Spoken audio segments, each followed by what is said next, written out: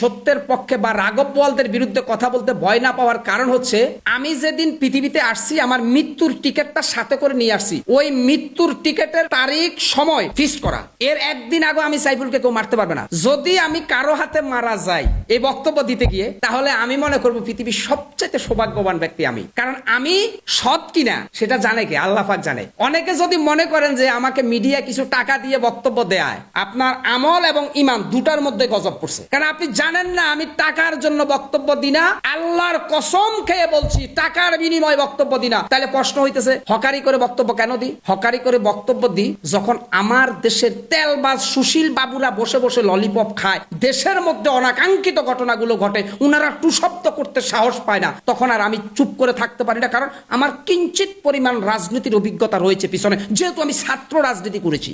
আমি হয়তো ভার্সিটিতে যাই নাই, কিন্তু কলেজে তো লেখাপড়া করেছি ভাইয়া। অনেকে আমাকে বলেন যে হকার অশিক্ষিত, সেও রাজনীতি নিয়ে কথা বলে, ওই ছেলেটা ওই খামাখা বুদ্ধিজীবী। আরে ভাই, আমার হকার তো আপনি এখন দেখছেন হকার হয়েছি, আমার অতীত ইতিহাসটা একটু ঘেটে দেখবেন। আমার এলাকায় যাবেন, 2-4 জন মানুষকে জিজ্ঞাসা করবেন যে এই যে একটা হকার ভাইরাল হয়েছে ফেসবুকে, এই ছেলেটা আপনার এলাকার সন্তান আগে কি করতো? তারা বলবে যে এই যে হকার সাইফুল যে হকারি করে এখন আর মিডিয়ায় কথা বলে, এই ছেলেটি এক সময় এই কবিরহাট বাজারে স্লোগান দিত, ওর স্লোগানের সাথে সাথে হাজার হাজার মানুষ করতালি দিয়ে উৎসাহিত করত।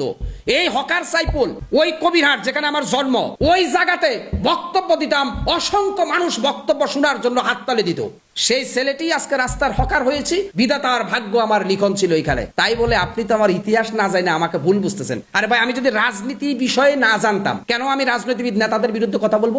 আপনি জানেন না, আপনার চুপ থাকা উচিত। আপনারা যারা কমেন্ট করেন যে হকার চুপ কর, আরে চুপ তো আপনি করার কথা মিয়া, আপনি তো ভব্বর মিয়া, মূর্খ মিয়া, মাথা মোটা লোক। আপনি চুপ থাকেন, আপনি কথা বলার যোগ্যতাই নেই আপনার মিয়া। আপনি কথা বলবেন, কথা তো আমি বলবো, রাষ্ট্র নিয়ে, সমাজ নিয়ে, পরিবার নিয়ে আমি কথা বলবো, কারণ আমি জানি আমাকে কথা বলার জন্যই আল্লাহ পাঠাইছে।